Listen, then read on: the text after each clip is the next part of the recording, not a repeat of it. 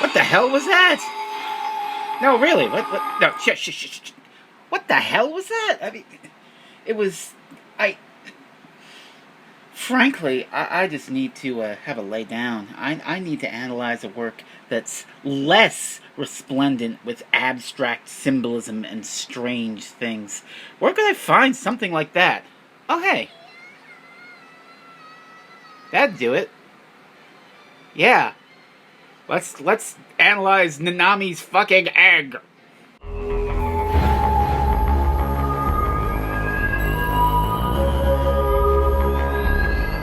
Ladies and gentlemen, welcome back after a 3-week hiatus to Doctor Who reviews. Yes, we needed 3 weeks to recover from the reality war.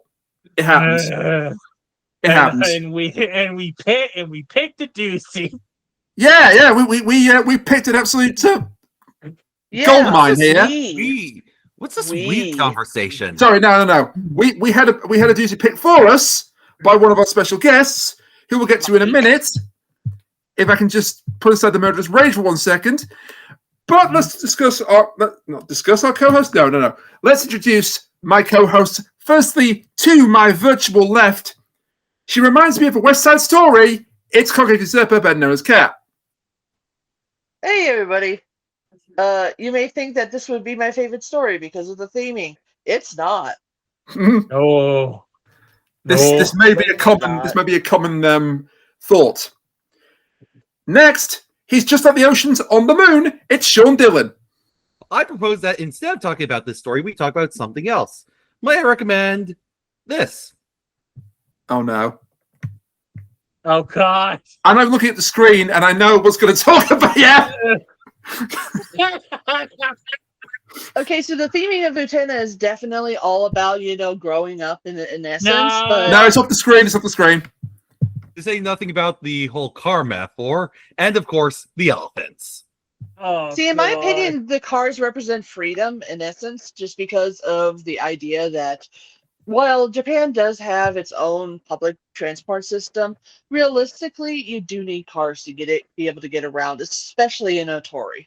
At Okay, the same time, though, the cars can also represent oppression. They are, after all, Yeah. all the forces that are trying to prevent Utena and Anti from escaping from Otori, which is obviously a metaphor for the patriarchy. But that goes without saying. I'm trying finally- not to die from laughter. I'm trying not to die from laughter. And finally, you'll have time to die from laughter later on. Don't worry about it. And finally, there's a monster living under his bed, whispering in his ear. It's MichaelWhovian. Hello. Hello. Excuse me, how do you know what I'm doing under his bed? Oh, gosh. So the more cultured among you will have noticed there was a theme amongst those introductions. There is a reason for this. So on Thursday night, I had the wonderful privilege of going to see Carlos Santana live in Manchester. And I had a really weird encounter. And I had a really weird encounter with someone who's been in Doctor Who recently, I think. I was queuing up for the toilets when Susan Twist walked by. It was either Susan Twist or it was her double. It could have been her because she's born in Liverpool. I think she lives in Manchester, so it could have been her. I did not speak to her because I was in the queue for the gents. That would not have been the polite thing to do.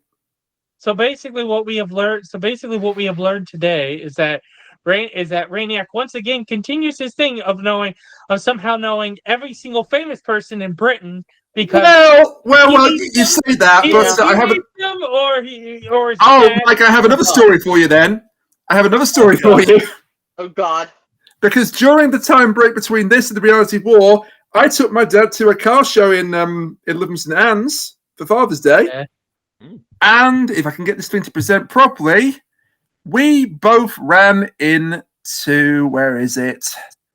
Got it. This. Oh yeah, Bessie. Oh shit, Bessie.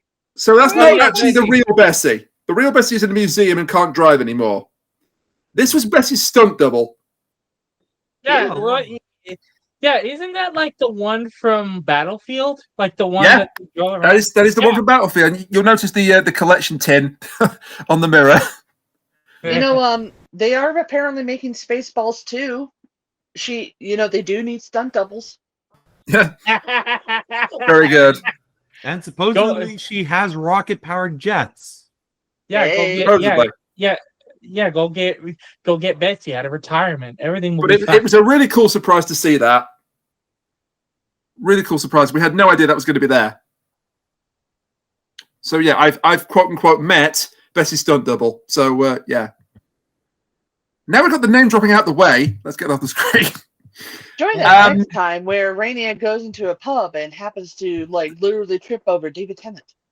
That would be hilarious, but no. No. He walks into a pub with his dad and ends up meeting one of the former prime ministers. That would not go well for the former prime minister. Yeah, especially Do you know with how David easy that would be? Wait, they're allowed to fuck pigs inside of pubs now? I'm trying not to make a joke about pork scratches. Brandy I'm really is I was not. gonna say he bad. probably was chatting up with Miss Piggy at that pub. So, anything to talk about? Anything not Zagreus? Then no, we must get on to Zagreus, unfortunately, because time is money.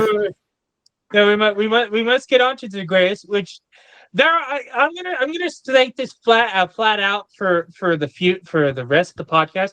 There are some things in here that are good, and then there are some things in here that are like you want to shoot cannon out of a cannon.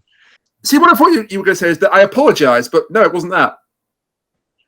Look, Zagreus isn't the worst Doctor Who story. If you want bad Doctor Who stories, there's Necromantia, the Twin Dilemma, and stuff like that. We are so lucky we've already done Twin Dilemma because Chris was going to pick it.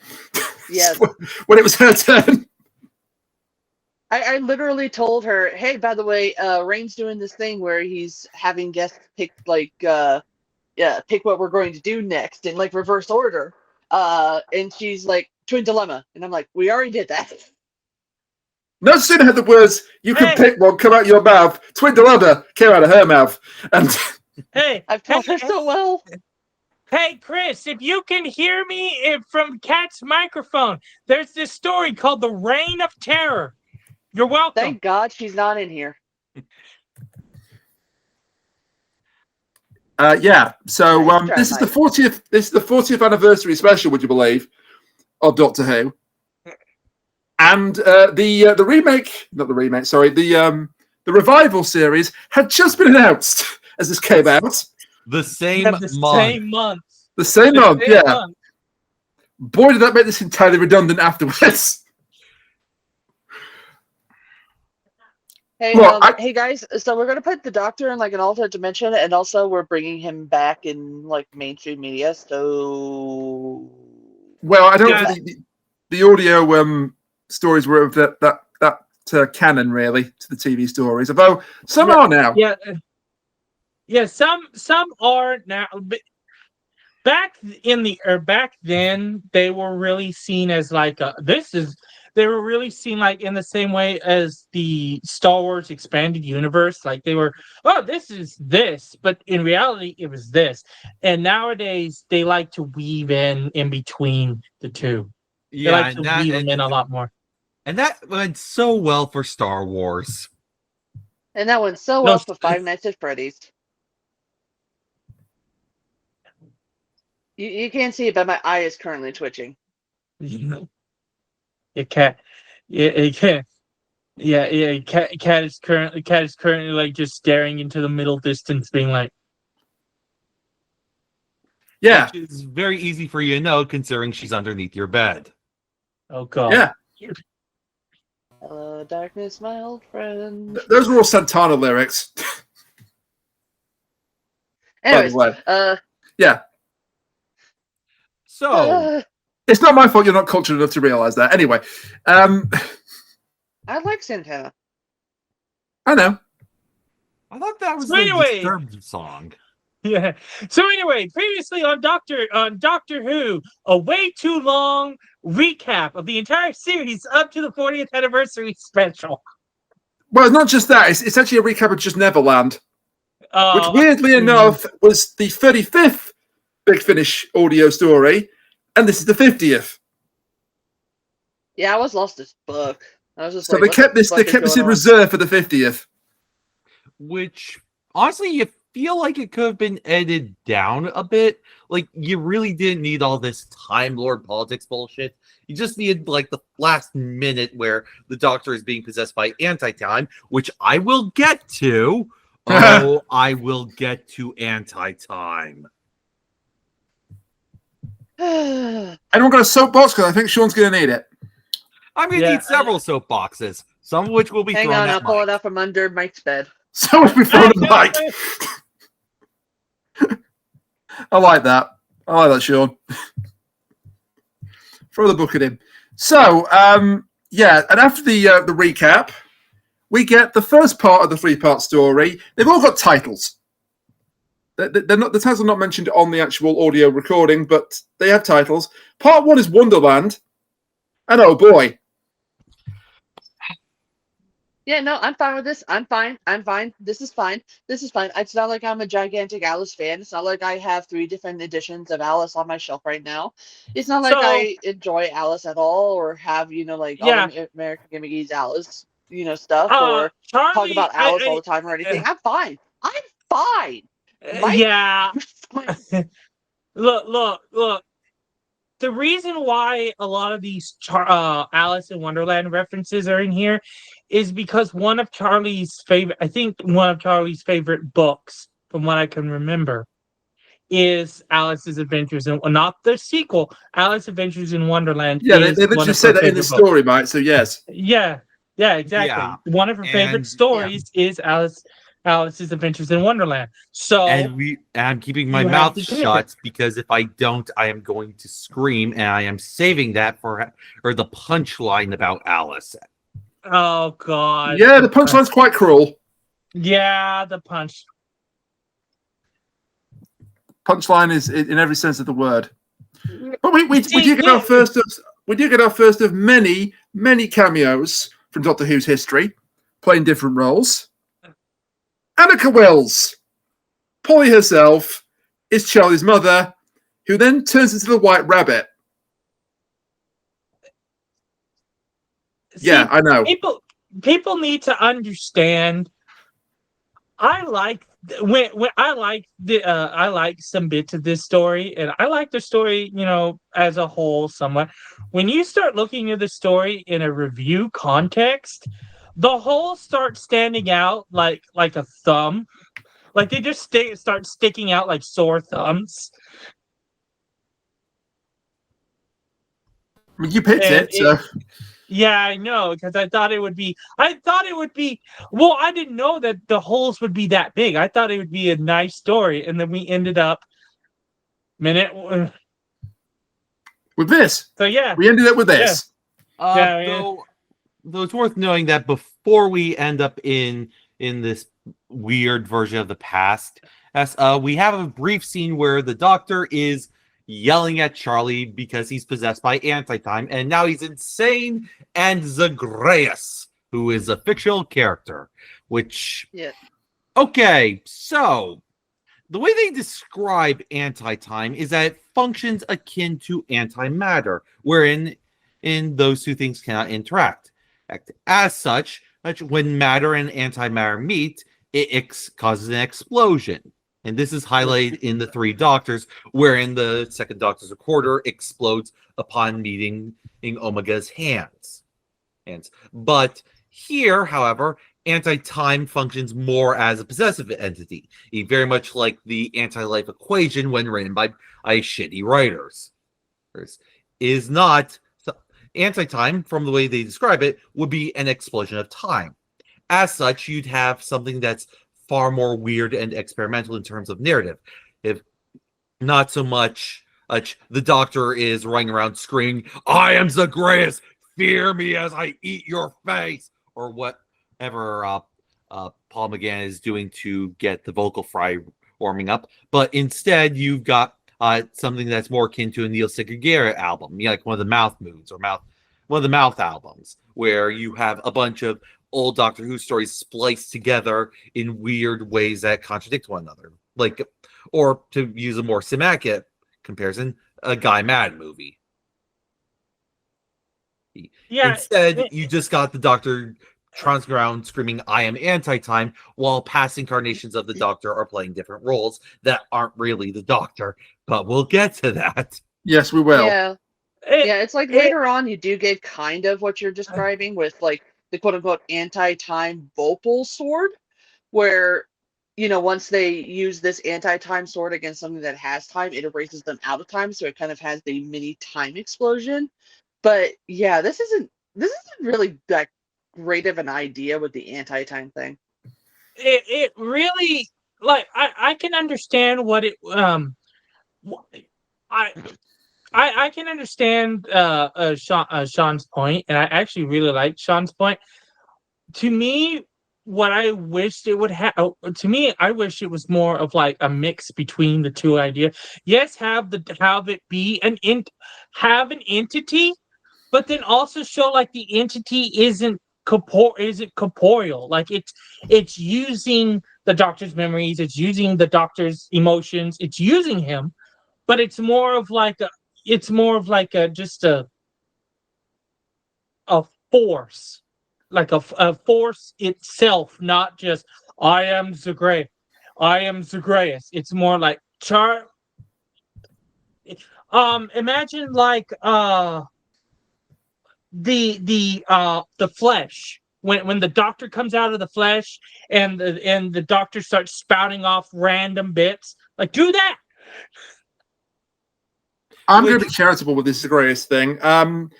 I think the actual idea that Zagreus is this sort of mythical boogeyman, might not even think about it. This mythical boogeyman from Gallifrey. So it doesn't exist, but then it gets a form because the anti-time needs a name, needs an identity. I think that's actually quite interesting. We could have done it so much better than Paul McGann giving it vocal fry treatment, though. Yeah, although I will point out that the description that we are giving for an alternative of Zagreus is basically just Scherzo.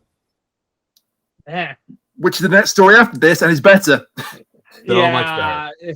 So much better. Yeah, also you wish that instead of Gary Russell writing this, you got Rob Shearman. True. Yes. Yeah. Because Rob Shearman knows how to write for Doctor Who. I honestly think I would have liked this idea of Zagreus a lot better is if it was an entity that took over the Doctor, that took on the name of Zagreus, rather than just he's possessed by anti-time and decided to pick the name Zagreus, and Zagreus doesn't actually exist. Because this whole thing is incredibly confusing as to what's real and what's not. And I get that that's the whole theming with like the Alice overlay and everything. But because this is an audio drama, you have to pick out the voices from everything else and try to figure out what's going on without any visuals. And I personally have a little bit of trouble with doing that. So especially in one of these where there's like, it's not an audiobook, so there's no like narrator going on in the background like so and so did this afterwards and stuff like that. So Yeah. I really wish there was better at describing certain things. You end up with you end up with a bunch of moments where the characters are basically just going, look, the thing that's happening right in front of us is happening right in front of us. Yeah, that's not how you... And then you end up with moments that are hard to hear, like John Pertwee. Yeah, John Pertwee's disembodied voice is here. Yeah, I could not understand a single fucking thing there. Yeah. It's even weirder than that because this came out in 2003, right? Yeah, he was dead in 96. Yeah, Pertwee died in the 90s. So I had to look this up. And it turns out these are lines taken from an audio venture that John Pertwee did, unlicensed, and then made a bit more vague and edited to fit the story better. And that's why you can't hear him, because they had to like, well, we can't have his voice on like fully clear on the audio, or people are going to realize what's happened. So just make it blurry. So just make it mumbling. So is this better or worse than using Ian Holm in Alien Romulus? God. Oh God. Well, you know how you get around this? You pick something else. Yeah. I mean, Tom Baker was available. Yeah, but Tom Baker No, wasn't doing Tom Big Baker. Fish until Yeah, Tom Baker. I think 2007. Yeah, Tom Baker and Tegan. Tegan flat out retired. Was not retired because she didn't want to do acting. We recently. That's why it was such a big deal when Tegan came back for Power of the Doctor and all that. You've answered my question why she wasn't in this. Yeah, that's Thank you for that. and the other thing was with Tom Baker. Tom Baker flat out refused anything Doctor. Like the only reason they were able to get him for Dimensions in Time was because he got most of the freaking budget. Yeah. Okay. Though that does raise another absent presence in this story. We get a cameo from Wilkins, Anki Wills, and Liz Sladen, but Carol Ann Ford. Yeah, Carol Ann Ford's not here. not in The this. Doctor's granddaughter, who would work so well in this story, not a sight. Yeah, this is a 40th anniversary story, and you don't have anything meaningfully before Graham Williams. Or William Russell, for that matter. Yeah, there's nothing it's all just 5th, 6th, and 7th Doctor stuff. And a bit of the 8th, yeah. Polly, but she's an outlier. Yeah, because she was not actually a cameo just for this. She actually would voice this character again later on. Yeah, but again, you don't have anything meaningful. Like, you have small cameos, sure, but there's a difference between Liz Sladen playing a headmistress and Sophie Aldred playing a supporting character in a later bit, or what happens with Nyssa. That's so strange. We'll get to that briefly because I have to talk about that in some length. But we do get a scene where alternate realities are shown to the Doctor. His alternate realities, including one where he plucks out one of his own hearts. That was friggin' terrifying. I feel like that's if I'm not mistaken, because I know this gets brought up some point in the story, I think that might be the novel range. Yeah, I think that's 8th Doctor. I think that's one of the novel. I think that's one of the novel. I think that's one of the novel things is he plucks out one of his own hearts for a reason, and then he has to use regeneration energy to heal his heart back because, I ripped out one of my own hearts. Yeah, that feels very much like the Lawrence Miles thing, and that gets us to more of the mean-spirited stuff that we'll be talking about even more as we go along. Mainly that this is going, the 8th Doctor novels are not canon. And we don't like the 8th Doctor novels. They are not canon. There's a bit here before we get to the 1950s army barracks. I did enjoy, and that's Schrodinger's cat. I thought this was clever. Schrodinger's Cheshire cat. No, they never. It should be the Cheshire cat, but it's not. Yeah. Weirdly enough, it's not. It's not. It's Schrodinger's cat, voiced by a future companion. Yeah. We introduced him 2 stories from now. Yeah, we introduced a 2 story, but it's a future companion, and I can explain this away as like it's temporal flux. The timelines are all screwed up because time and anti-time, again, they're not supposed to mix. So it would make sense that this is a person from the Doctor's future being like, "What are you doing?" Or they just had the voice. They probably just had the voice. I think it's more like they cast him and then this guy's good. We should have him as a companion. Exactly. It'd be even funnier if they somehow got David Tennant for the role. He was too busy getting cut in half in cold hits. Yeah, just going, "Hey, David, want to take part in the 40th anniversary? I'm sure you'll never appear in Doctor Who ever again." And by the way, cold hits is a good audio story. Oh wait, actually no. What he was actually busy with was Scream of the Shalka. Yeah. By the way, this was the Cheshire cat. He met the Cheshire cat who tricked him into falling into the box, essentially. I thought it wasn't mentioned. He just called it the cat, but I'll bow to that. Talking cat who appeared in the woods and said you could go this way or that way. Okay, all right. Yeah, I'm gonna That say, means- You're Kat, going do you to have any- argue with the Alice fan about the I'm Alice not fan? arguing. I'm not arguing. I'm accepting that you're right. Yeah. So that By the means way, Kat, real quick, what relations do you have with this cat? I am not allowed to disclose this at all. I have signed an NDA. And there went the green card. And then I push Michael into a box. And then you put that box inside another box, then you smash it with a hammer. yeah. Part one. It's okay. I'll like, use this part- poison for Cusco instead. Also, I mean, I Michael. get the feeling that this is not quite how quantum mechanics work. Like, this is the extremely simplified sci-fi way that sci-fi television likes to use instead of the actual quantum mechanics, which are more complicated and often result in the cat is always dead. Yeah. Oh, hi, Quantum Leap. When did you get here? No. And I brought up the Boogeyman earlier, but Mike, it's not time for Quantum Leap just yet. Okay. But anyway. If he It gets is to time talk for a- about Leaf, for a- we get to talk about Utena.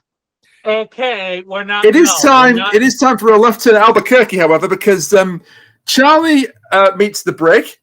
This is not really the brig, but it is Nicholas Courtney. This is an aspect of the TARDIS' consciousness.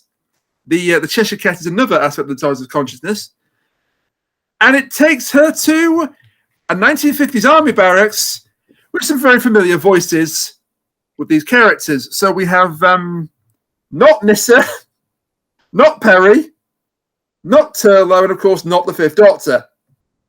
Yeah, you feel. Look at this from a structural perspective.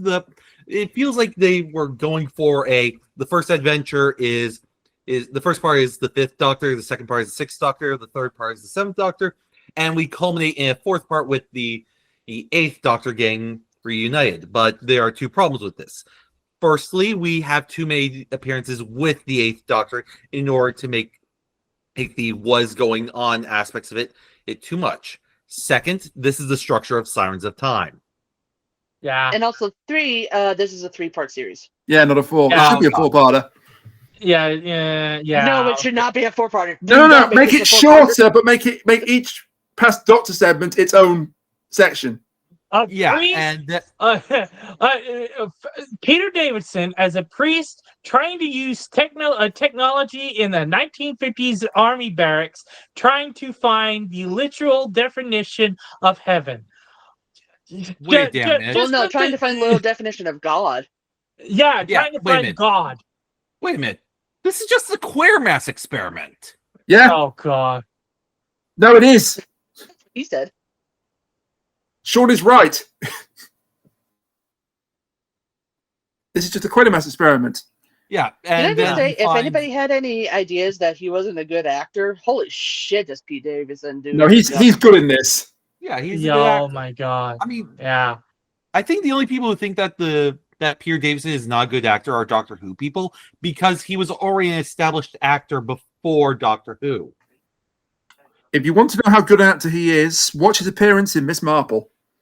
Peter Davidson has done a lot of just really, besides just Doctor Who, and this is coming from a Fifth Doctor. I love the Fifth Doctor, but he has done such a beautiful, he has done a lot of good work, and this shows that a lot. Where you really feel for this priest. Because to him, he's like, I'm going to meet God. Like this to me, he's pouring his soul into trying to get this to work. Yeah, you feel like you got with all the various doctors that we meet throughout this story, you see some echoes of their previous selves. We'll talk about the other two as we get to them. Oh God, we'll talk about 6. I'm just trying to see if I can get the illustration of this character up, because there are illustrations of these characters in a Doctor Who magazine. Yeah, I guess got it's going to work. Give me a sec. This is the Reverend Matthew Townsend. Oh, crud. These are. There he is. That's Peter Davison's character, apparently. Yep. Oh my Lord. And then you have the 6th Doctor, and we'll talk about him in a bit. The 7th Doctor, and of course Paul McGann. Yeah, there wasn't an illustration for him, of course, because he's the Doctor. No, there's illustrations for all. Yeah, there's an illustration of 8. Look at Sean's presenting. Oh, Sean's now presenting. Yeah. Oh, yes. Yeah, you've got the full version of it there, yes. Yeah, sorry. No, that's much better. That's much better. So, yeah, we got Townsend, No, I just Tepes, started. Walt But I Winkle. need some Yes, that's water his back, name. So That's his name. And there's the 8th Doctor / Zagreus forging the sword. Or the dagger. Rain is And trying honestly- to argue Alice with me. The Alice fan. And as we hear live audio commentary of the podcast from Kat. This is a first. Oh wait, shit! You could hear that? Yeah. Oh shit! Sorry. Audio commentary. I did not know that there was a microphone in my headset or my headphones. There is now. I had stepped out to go in and get some water real fast. We were not trying to argue with you about Alice, by the way. You've got that wrong. I've accepted you were right about the Cheshire Cat. I just missed it. There was so much in this that I just missed it. Yeah, like the Doctor's brother being in there for all of 15 seconds. Yeah, about 15 seconds. You don't get to talk about Bratz, unfortunately, that much, Mike. No. Nice try. Thank you for playing. But Yeah. so the other characters in this simulation, projection, whatever it is, this is a Cuban spy. For reasons. Turlo's, there's a lot of for reasons in this. Turlo's an officer.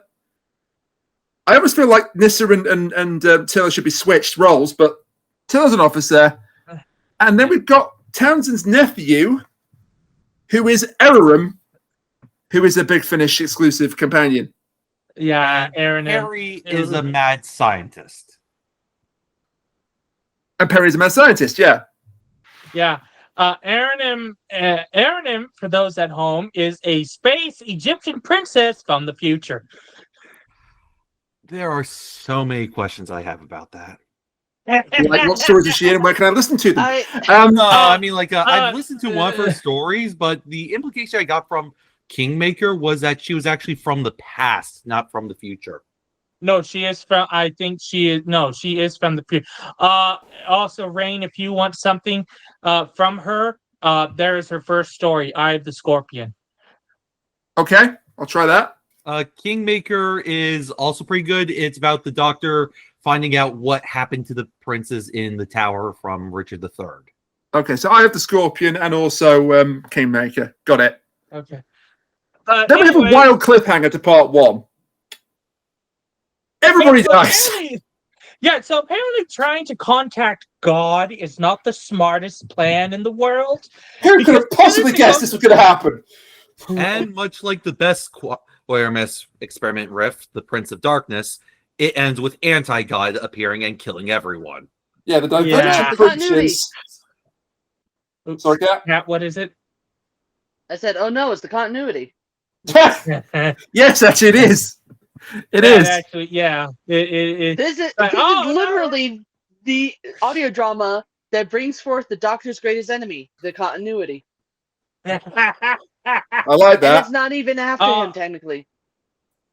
Oh, So God. Nyssa shoots, or not Nyssa, shoots not Turlo. Not Turlo then returns and shoots not Nyssa dead. And then they all get sucked into the Divergent universe or grabbed by the creatures and pulled inside, apart from Townsend and Charley. Yeah, And that's our Townsend cliffhanger. because Townsend's like, I must see God. And then we later find out these events actually happened, but instead of it being, opening up a portal to another universe, a bomb went off and killed everybody. It's As bombs tend to do. Yeah. me. Ain't I a stinker? Duck Yeah. and Muck, 1952.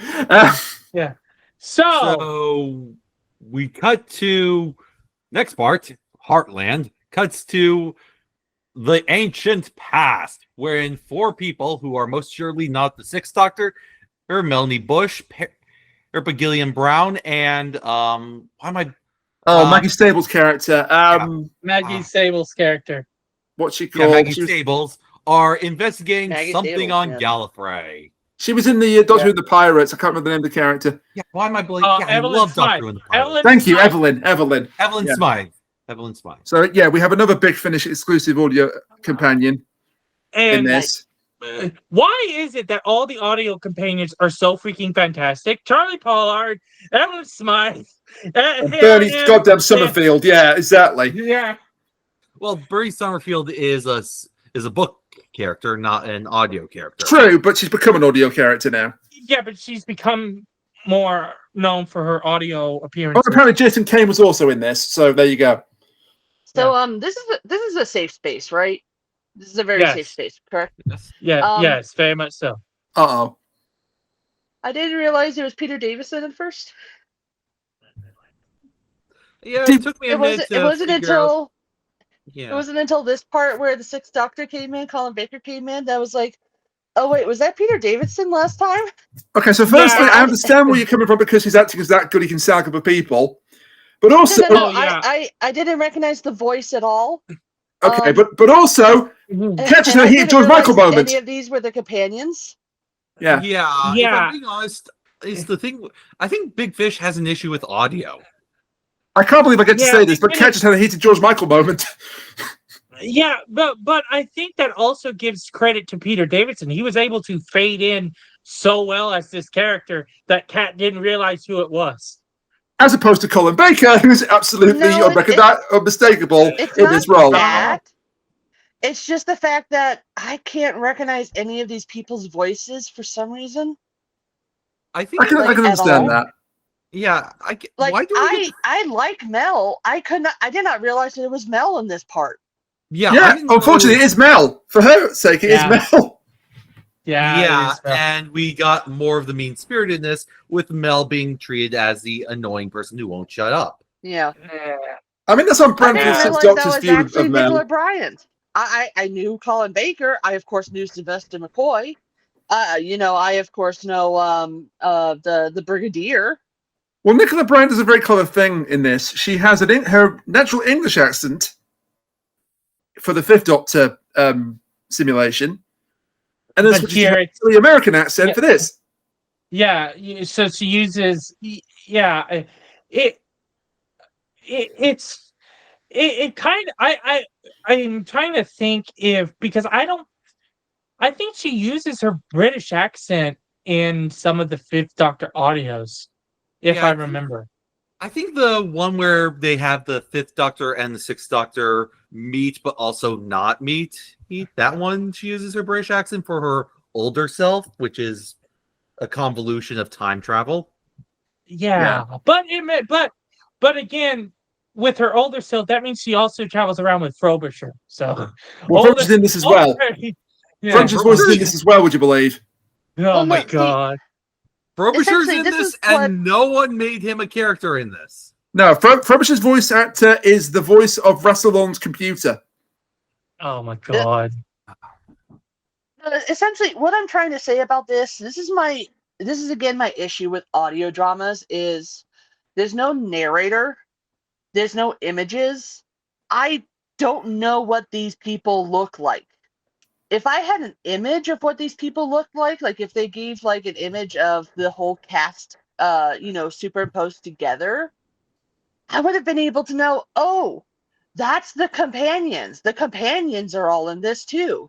But Yeah. because Oh yeah. I've the seen credits underneath don't include the companions, it just had the doctors. I didn't know they were in this. It's Yeah. like Yeah. if I had seen their names, I would have been like, oh shit, that's them. But I Yeah, I don't feel like- recognize their voices. Yeah. That was that was probably my fault. The cast list was a bit of a spoiler, but what I should have done is when I when I put out this as the episode, I should have just bit the bullet and sent out the cast list anyway. No. That's not your fault. That's just the fault of audio dramas in general. Yeah. Like if they Yeah, good had point. a narrator, or again an image, like if they had a narrator that said, "Oh, here in walks, this person, and they happen to have this description," and it may not be familiar to Charley, but it is familiar to a certain TARDIS or something like that. Yeah. Then maybe I would have gotten the idea, but Or Yeah. for that matter, it- or for people who don't know, the past companions and everything, Yeah. they wouldn't know any of this. equally, Yeah. you have to kind of use it for the audio medium. This is what I'm talking about with a lot of Big Finish. You'll oftentimes have them describe the things in front of them because they're not using the audio medium as well as they can. Like Welcome to Night Vale is probably the most famous example of the audio drama format being used well. It uses is the limitations of audio to its advantage, whereas this, while a story that very much could not be done on television, is also one that is very much not using it, also one that requires a visual medium because the way it's presenting itself is one that requires visuals. You have to see, oh, it's Peter Davison as a priest. What the heck is going on? Yeah. It's literally that. It's literally that we can't, like, this is too thing for television, but we're not using the realm of audio to its fullest potential. Yeah, there are certain audio stories that you've listened to them. You can absolutely see these being on screen. In fact, one or two of them were turned into actual stories, like Jubilee became Dalek. But Or, for that matter, ones that use the audio medium exceptionally well, like Scherzo. Exactly, yes. You could see these being on TV with some tweaks. This would never be on TV. Oh, no, absolutely not. Well, and yet they don't do enough with the audio format. The reason why this wouldn't be on TV is that it's extremely fucking dorky. Like, this is literally nerd shit. Well, that, and also the second you put the characters on the screen, you ruin the illusion. Yeah, the entire time you would have to film Townsend from the back. Like, you couldn't show his face. You could show the companions, have them be there, but you couldn't show the Doctor. They would all have to be. He would have to be in every scene filmed from the back. And that would be terrible. I think you absolutely could. You could show the Doctor 100%. You could show his face. That would add to the mystery of what the heck is going on. If just you put a have blue dot over his masked face, director. problem solved. Or for that matter, or you could also do this as animation. You know, instead of having it be animated to look like Peter Davison, it's animated to look like someone who could be Peter Davison, but also isn't really Peter Davison. Like The Image. Yeah. Kind of. I'm actually shocked that Big Finish hasn't started, trying to get their stuff animated. Like, I know real time. Yes, we don't have to cover real time, but I'm talking about, like, generally, I'm shocked that they haven't started trying to animate some of their audios. I agree. You spare parts of crying out to be animated. Or for that matter, Chimes at Midnight. Like, we're getting novelizations of both Chimes at Midnight and Jubilee, but how the heck hasn't Big Fish just gone straight to doing the animation? Now that we've all had a talk, Pat, what was it? Well, I was just going to say, you could still do this with Peter Davidson and Colin Baker and Sylvester McCoy being the faces of the characters. Because something that happens in part 2 almost immediately is the cat confirming that the Doctor's personality was split and the TARDIS's personality was split. Yeah. That happens like in part 2 almost immediately, I believe. It's close to the beginning of it, yes. Yeah, so it's like you can have part 1 set up the whole thing of, hey, this is Peter Davidson. That's weird because that's supposed to be the Doctor. What is he doing here? Is Charley just hallucinating this? Is the TARDIS just using set pieces that the TARDIS already knows about to create this idea? Because exactly. The Brigadier already set this up that it was a hologram and everything.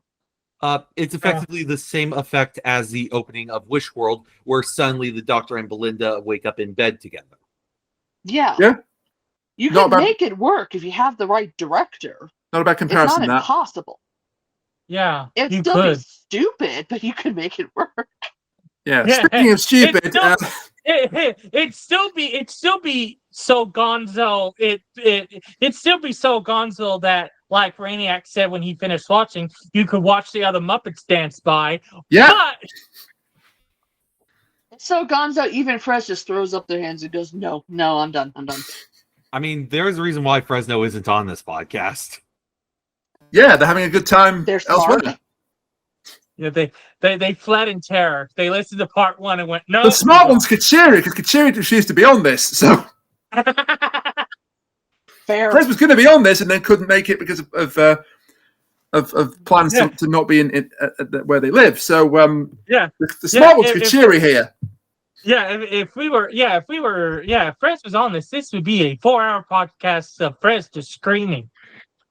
Nah, it'd probably just me, Kat, and Fres talking about Utena.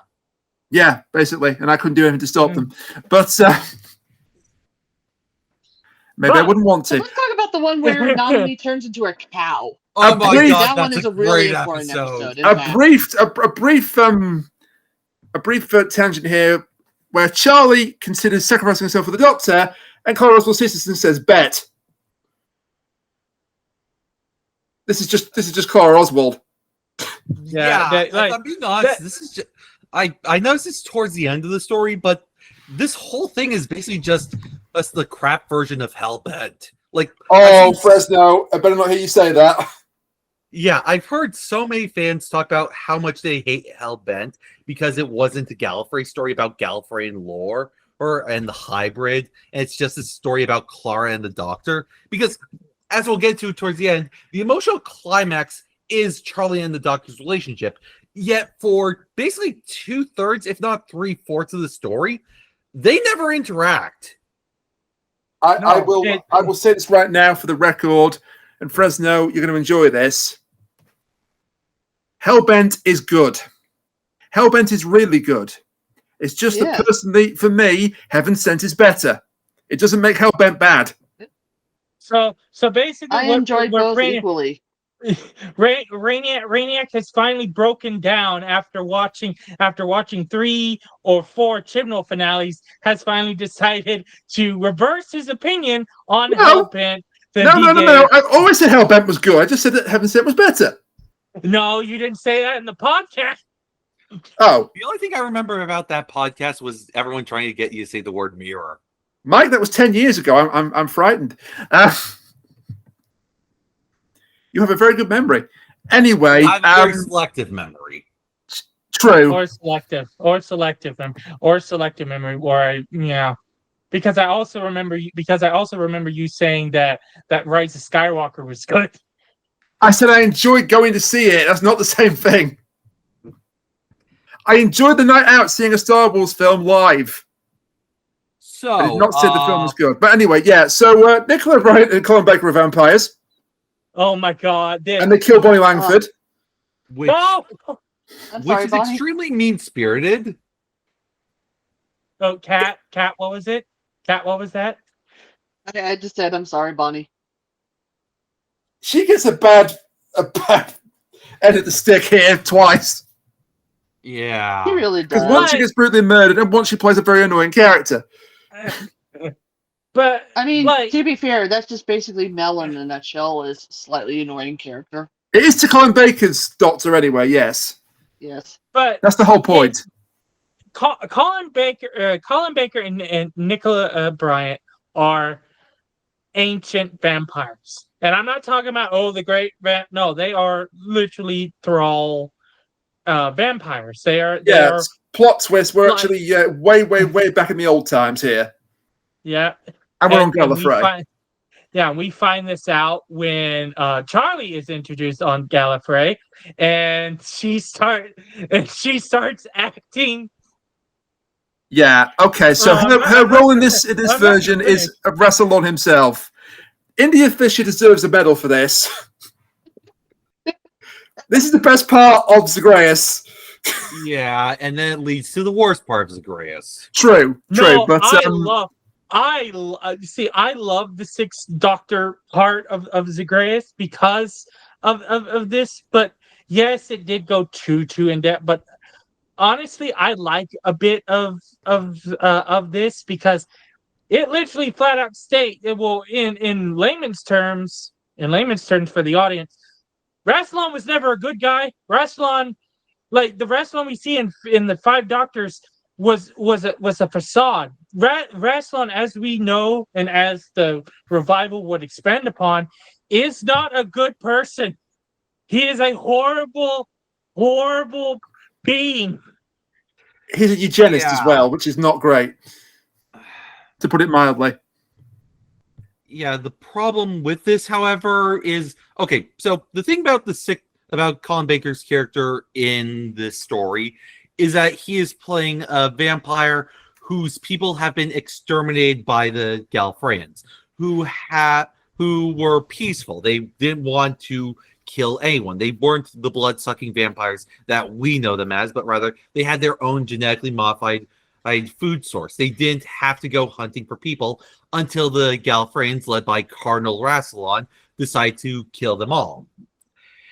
And then he proceeds to strangle Charley, which is very much recapitulating the Sixth Doctor bullshit from the Twin Dilemma. If I had a penny for every time Colin Baker strangled a companion, I'd have 2 pennies. Yeah, and that does not parse well with the idea of this being a guy who is very much reacting against a genocide of his own people. Well, also he got Like, Michael even Grant to kill Mel, so he's not a Yeah, good guy. that too. But also the end part is of that segment is you brought this on yourself for, again, wanting justice for a genocide, which, I mean, I think we can all safely agree that genocide is bad, right? Yes. Yeah. Kat, you have also something to say about this? Oh yeah, I was just going to wait for Sean to finish because Okay. Yeah. this is kind of. I think I can kind of solve the issue you have with this. I don't know if I can, but I'm going to try. I think it's bits of the personalities of those doctors leaking through and infecting these characters. Because once you get to the Seventh Doctor, then that's 100% the Seventh Doctor right there. That's just the Seventh Doctor. I'm sorry, it is. This is kind of a mix between the peaceful vampire, and also the craziness that is the Sixth Doctor, which Colin Baker does masterfully. I'm sorry, he's a good actor. Fuck you. Peter Davidson, I don't know if I know enough about him to say that that's like him. Yeah. Peter Davidson is a kind human being in a universe that will routinely kick him when he's down.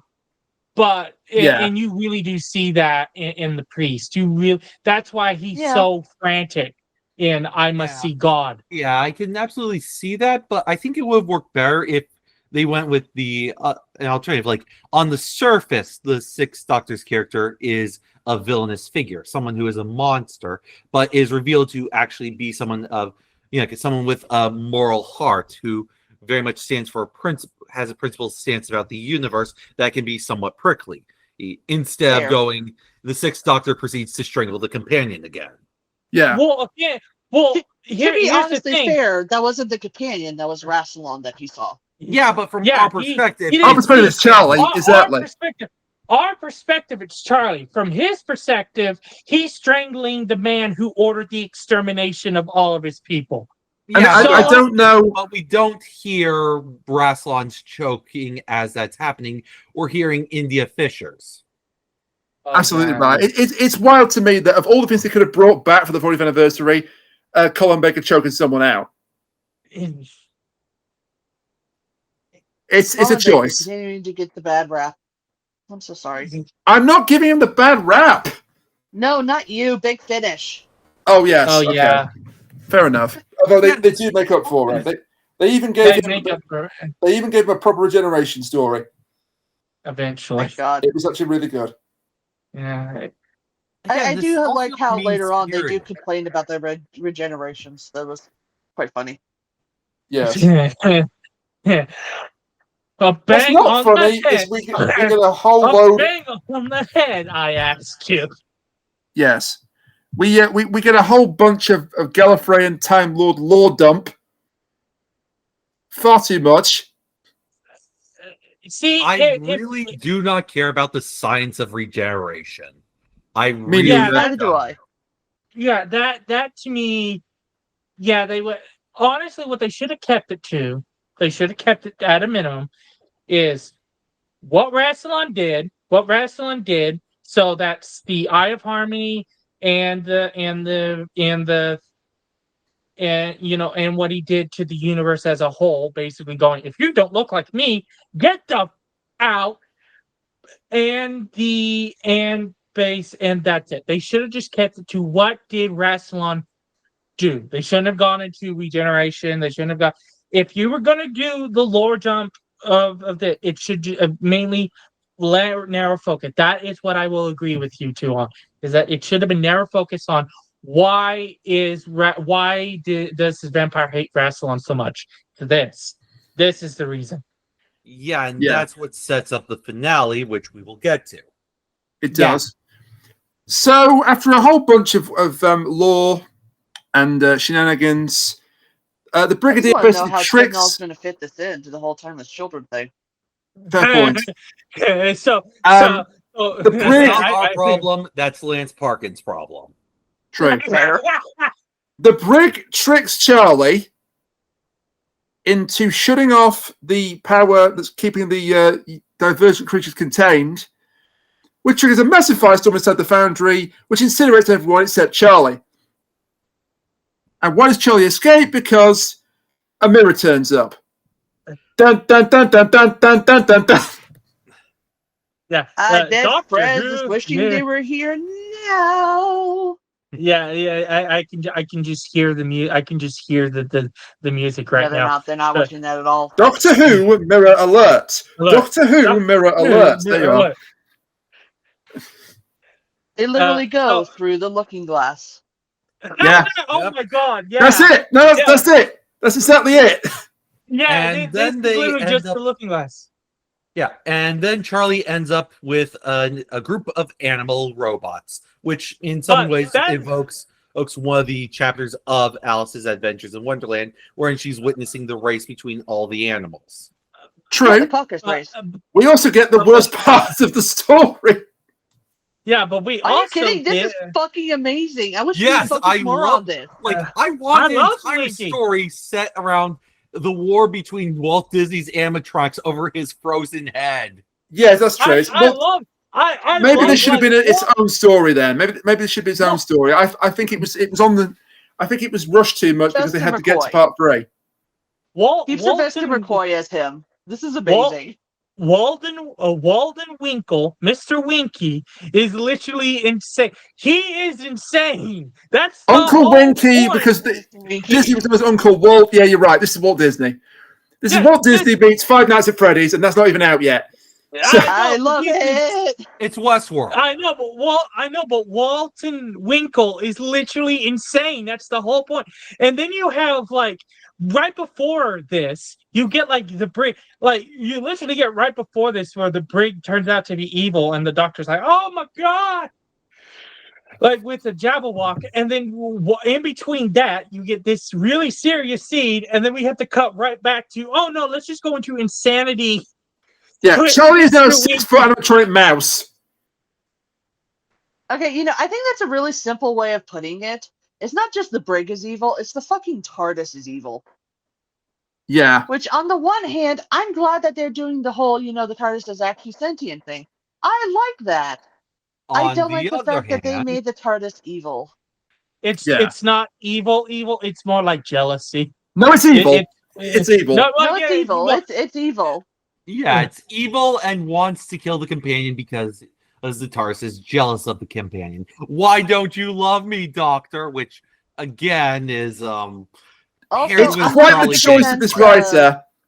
It's quite the choice of this writer to personify the TARDIS as a jealous girlfriend. Yeah, but no, see, that's exactly why I'm saying 100% people are going to start writing Brigadier and the Doctor fanfics based off of this version of the Brigadier. This is extremely queer coded. I really hope they don't. I mean, freedom to everybody, but you do what you want to do. But I also hope they don't. Saying in this, how dare you cheat on me? I am so pissed off that you cheated on me that I'm going to do everything I can to destroy your life. True. Toxic yaoi is an underrated genre, and the Brigadier should. Toxic yaoi. Oh God! Toxic yaoi. That the Brigadier is so jealous of the Doctor, he ends up doing stuff with the original Master. Add toxic yaoi to the list of friends I know about here on the podcast that we have. Does full misogynistic. Oh God! So to escape that, Mr. Winky. Yes. Mr. Okay. Winky. Also, please stop saying that, because my mom used to call my brother's penis the Winky, and every single time you say that, I will never look at the frog from Dillon country the same way ever again. That's literally That's literally his freaking the nickname of his entire freaking thing is that. I know, and it took me out of it every single time, and I could not take it seriously. His name is Walton. Yeah, Uncle Walton Winky, Uncle Walt. It writes itself. Yeah, yes. Uncle Walt. Then we have the cameos for this. We have the cameos for this particular projection. So we've got Sophie Aldred is Captain Duck. I can't say it with a straight face. Lisa Bowerman, who's Bernie Summerfield, is Corporal Gazelle. Yes. The brig is Colonel Dodo or Corporal Dodo or something. Yeah. And there's a Heron who's played by Jason Kane's voice actor, and then of course Goldilocks is Bonnie Langford. Yes. Who brainwashes Sophie Aldred into killing everyone. Oh Lord. I've changed my mind. This needs to be its own thing. Yeah. but amazing. Yeah, and then you find out where this place is, and it gets even more bonkers. Well, this is going to ruin the end of Hellbent. It's 6 billion years in the future on a planet. It's the end of the universe, literally. On a planet that used to be called Gallifrey.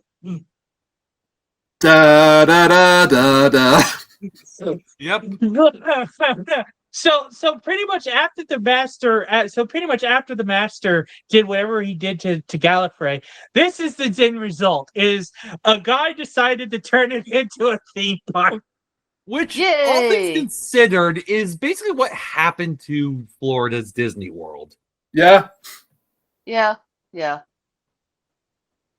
Anyway, a whole lot of stuff happens. Sophie Aldred shoots a whole lot of animatronics, then gets switched off by a switch at the back.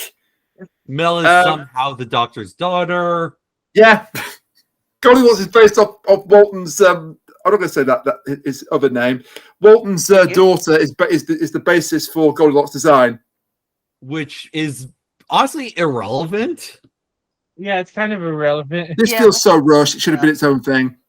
Yeah. It really should have. They should have shortened part one. More of this. I made part one, part two. Planning. Made this part 3 and made the final bit part 4. And shrunk it way down. What happened with the pirates? Was there a full Pirates of the Caribbean ride that they had to defend against? Yes. Was Captain Jack Sparrow there? No. Was he on both sides? Was he a double agent? You will always remember the day when Captain Jack Sparrow nearly killed you. Yeah. There's also what's it? Is this before or after they replace Alien Encounter with the Stitch's Great Escape? Oh God, yeah. Which version of the Tiki Room is this? Is this the good version, or is this the under new management version? Wow. Is this the holiday overlay for the Haunted Mansion with the fucking Jack Skellington good question. It could be.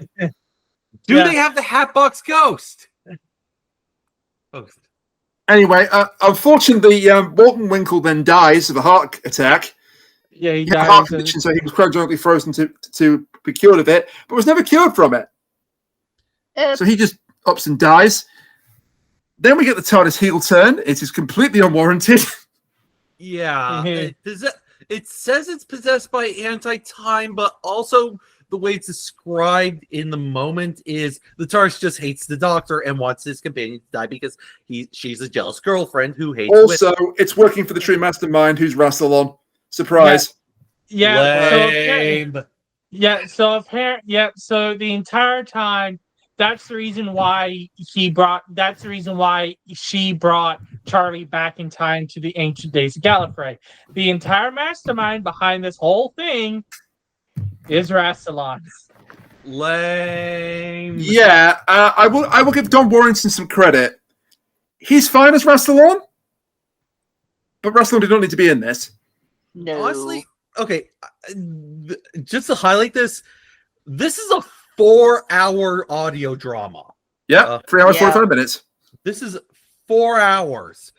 It drags. Like, so many of these scenes could have been cut. Like, you could have cut everything involving the Doctor, or up until the final act when we see the Doctor going insane as Zagreus.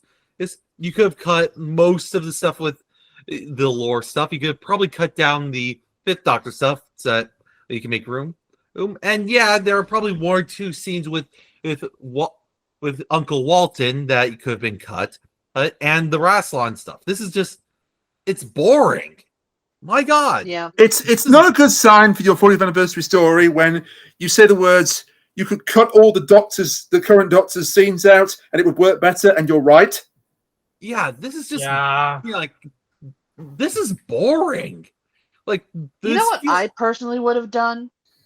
Like, it's so confusing because there's technically 2 different Zagreuses. There's the one that the Doctor argues he's Zagreus, and then the TARDIS says, no, I'm Zagreus. And it's like an I'm Spartacus moment. Honestly, I kind of wish that Zagreus was like this actual entity that took on the name. It infected both of them, but then the Doctor kept pushing him out, so it infected the TARDIS fully. So then you don't have an evil TARDIS, you just have an infected TARDIS. And then they work together to de-infect the TARDIS. But at that point, you're basically just doing House from the Stephen Moffat story, The Doctor's Wife. True. And I would have been fine with that because it didn't exist then. Yeah, but then, as we find that out, and the cliffhanger is that, oh dear God, Charley's been thrown out of the TARDIS. Oh no! Oh wait, why are we in the dead? Oh no! What are you doing here?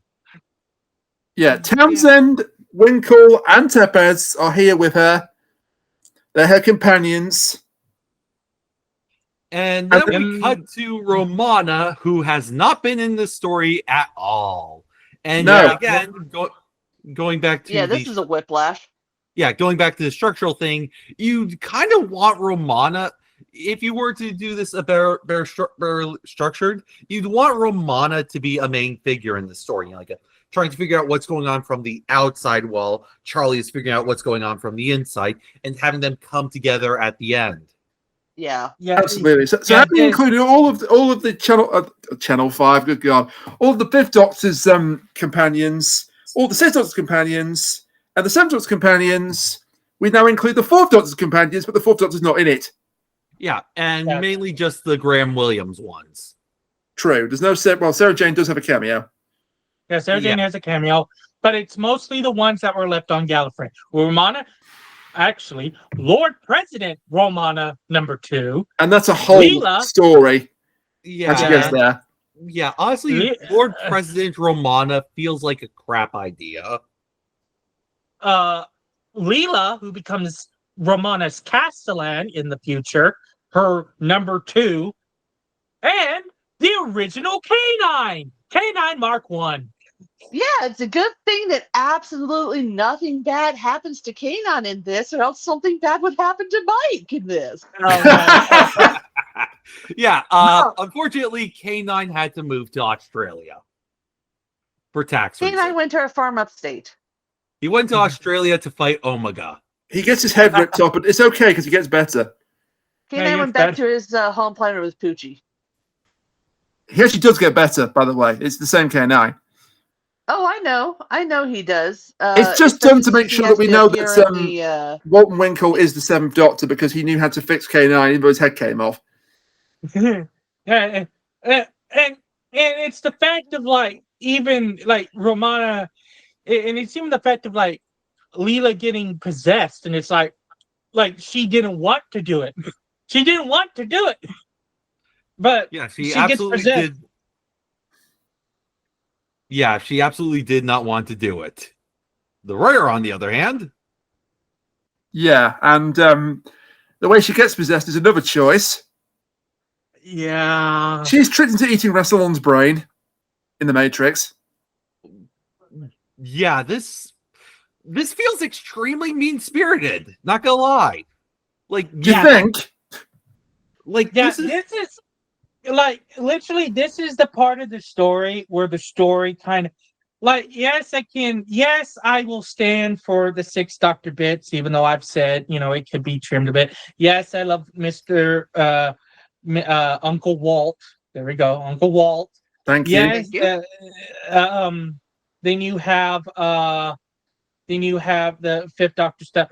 But right here in part 3, when the whole story's starting to come up to crescendo, it really feels like they realized, oh wait, we have to. It really feels like they realized, oh wait, we have to do the next story arc, and then they had to rush it. Absolutely, because Yeah. we could have had so much potential in these Death Zone sequences. We get a chessboard. That's all we get. I'm surprised Yeah. Nicholas Briggs isn't in this story. Oh yeah, Like, like you feel like Nicholas Briggs would be somebody you'd want to have in the 40th anniversary story. This is Yeah, how you get your Daleks in. Exactly. Yeah, Yeah. he does have to voice a Dalek or a Cyberman, but you kind of want him to. Yeah, 'cause if you're gonna do a 40th anniversary story that highlights Big Finish, why aren't you highlighting the big success story, the biggest secret weapon of Big Finish? Exactly. Like Yeah. I'm not asking for a Rastal Warrior robot or anything like that, but have some kind of confrontation. Yeah, like Because he He could costs be money. Yeah, Nicholas that's, Briggs. I think Nicholas Briggs is one of the people who runs Big Finish. I didn't think, did he run it in 2003? At the very least, he was in a bunch of things. Like, you could have had him do his normal voice as random Time Lord instead of Braxiatel. Yeah, all of 15 seconds we get the Doctor's brother, which Kat doesn't even know. Kat doesn't even know the experience, but like 15 seconds we get the Doctor's brother, and then nothing. Yeah, you might as well have just had Nick Briggs do that role. Because from what I've seen of Braxiatel, it's very much sort of Mycroft to Sherlock Holmes, rather than just a random Time Lord who gives me profitations of "Thank you very much, sir." Braxiatel is Mycroft. If you can picture, if I can get a one specific image in you, the Doctor is Sherlock Holmes. Braxiatel or Brax is Mycroft. Yeah, Like to a T. To a T. I accept that. His role in this story is generic Time Lord who has business with Romana. Yeah, which You could, Thankfully, he will have much more of a substantial role in the Gallifrey series. Which, to be honest, to me, is like setting up the Gallifrey series. But anyway, now that we have that, we go back to the chessboard sequence, which is a riddle. Even though it's a riddle. It is literally the only thing. But you literally see our versions, our recreations, or our versions of the Doctors, Townsend, Tepe, and Uncle Walt. Like, you get to see them actually do their own independent. You see how different they are. Yep. Particularly with the 10 the Jabberwock, yes. Yeah. Oh, because some of the Jabberwock's here now. Oh yeah, we skipped over the Jabberwocky. They tame a Jabberwocky. There was a Yep, there Jabberwock was a in part 2. Jabberwock. In part 2 of Heartland, there was a It was all Jabberwock. And then the Jabberwock returns in part 3, and the doctors tame it. Yeah. They rhyme at it, and they tame it. It was all right. Well, they didn't have a vocal blade, so they had to just recite nonsense poetry at it instead. That kind of worked. Yeah, I want to apologize to Kat profusely for the near ending of this, for what they say about Alice Adventures in Wonderland. Because when I realized what they said, I went, "Oh no!"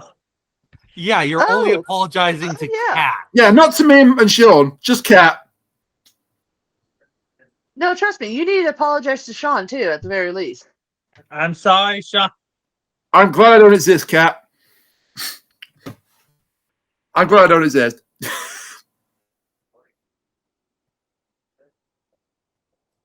So they find Zagreus, and he quotes. So they find Zagreus. They do. He's melting down the TARDIS shell. Well, shit. And this is where we get the full vocal fry going overboard. Yeah. I couldn't hear what he was saying. It was so bad. Yeah, it turns out that it turns out that that the TARDIS being characterized by a jealous girlfriend to the point where she tortures the Doctor to try and break him, and when that doesn't work, they're like, you know what would be the perfect plan? You know what would be the smart thing to do? Let's just melt down the TARDIS and force you to make the TARDIS, or what remains of it, into a blade of time to destroy my enemies. It's even worse though, because the TARDIS destroys it itself. Yeah. The TARDIS destroys itself. Yeah, this is fucking stupid. I'm sorry, but it is. It is. Yeah. It is. And then the doctor says a line from Paul Cornell. One of Paul Cornell's famous lines, "I'm what monsters have nightmares of." And I went, "Oh, fuck you." Hey guys, it's the 40th anniversary of Doctor Who. How should we celebrate this? Let's fucking melt down the TARDIS. And kill the other doctors. Yeah. And do horrible things to the companions. And the crazy thing is, I think some of the concepts that are in this story are actually kind of great and deserve to be featured more. And done better. Yeah, Russell is like showing the Doctor a frozen supernova. That's an amazing concept. Again, and the animatronic war. Yeah, the animatronic war is fucking brilliant, and yeah, the vampire stuff could work. The problem is that this is shit. Yeah, it really it's tied together by so much referential stuff that when you, like I said, when you don't come into it and listen to it as just a thing, I liked it. Like, that's what I said. When I came in here and just listened to it, I liked it. When I came in here looking at this as sort of the moment I started looking at this in a review style, sore thumbs and plot holes everywhere. Yeah, it's not even plot holes or anything like that. It's just, it feels like the thing that this cares more about than anything is fucking fan politics. Like, they spend an entire section of Rassilon going off about how, I put all these alternate timelines, one of which is flagrantly the 8th Doctor adventures, into a bottle so that they're not canon anymore. Jesus Christ. You're basically relitigating all this shit with the 6th Doctor, the strangulation and being an evil bastard. The 5th Doctor does fucking nothing in the climax. The 7th Doctor is, pantomime. Sad rather than the 7th Doctor fixes K9, the 6th Doctor rides the Jabberwock, and the 5th Doctor knows all High Gallifreyan. Yeah, that's it. K9 gets his neck. Yeah, K9 gets his head pulled off and killed brutally. The companions get shot, and Leela gets shot. All the other companions get killed in various ways in these alternate universe timelines. And Charley gets brutalized, thrown out of the TARDIS to an unknown place, and friggin' threatened with murder multiple times, and has to be emotionally manipulated several times until she's pushed to a point where she kills the Doctor. Can I just say this whole scene, everybody? Yeah, this is and what my mind, like, especially in this third part, which just feels like when you come up to the third part, but yeah, when you come up to my mind immediately, well, as you were saying that, Sean, my mind immediately went to when the TARDIS comes and it's like, oh, you girls leave all your clothing and blah, blah, blah. It's like she's going after Romana and Lita all because Romana stands up to Rassilon. So the TARDIS goes after, and it's like, people, like, what? Like, Yeah. I get what we're trying to do, that we're trying to stitch together. I understand that we have to get to the next story arc. I do. That doesn't mean throw 2 parts worth of story into a blender and hit the puree switch. I swear, this final part drags on so much. I mean, there is a very important sequence where the Doctor is begging Charley to kill him and then manipulating Charley to kill him emotionally. And I swear it went on longer than Cindy Santana's drum solo did on Thursday night. Yeah, it just doesn't end. And Cindy Santana did that drum solo for at least 5 minutes, so it felt like it was longer than that. I would have expected some rubies for the 40th. This is Nice. Yeah. And then we get actually a pretty nice freaking scene after all of this. We get when Charley finally is emotionally driven, is emotionally manipulated to stab 8. We get a good scene where you get the doctors going like, "Yay! Bravo, bravo!" And then you hear them start talking about their regenerations. Like, I like that. Like, but that comes after this. It comes after all of this. Yeah. The problem with that scene actually is that it also goes, oh, we actually are aware of this is an overstuffed story that doesn't work in the slice, but we are aware of it. We're not going to make it better, but let's make it longer. Yeah, then also while I'm on the subject, how am I putting it? Again, you don't really build to Charley's emotional moment in this. It's like, imagine if in Hellbent we spent 50 hours on the Doctor doing Time Lore, like just wandering around the catacombs, explaining the timeless child stuff, and then we had the scene of Clara and the Doctor having to press the control switch ever, which one's gonna lose the memories. Yeah. It's a good scene, sure, but you kind of have it doesn't pay off to anything that was built up in the past couple of episodes. It's a good scene that the story does not earn, is a way of saying it. Yeah.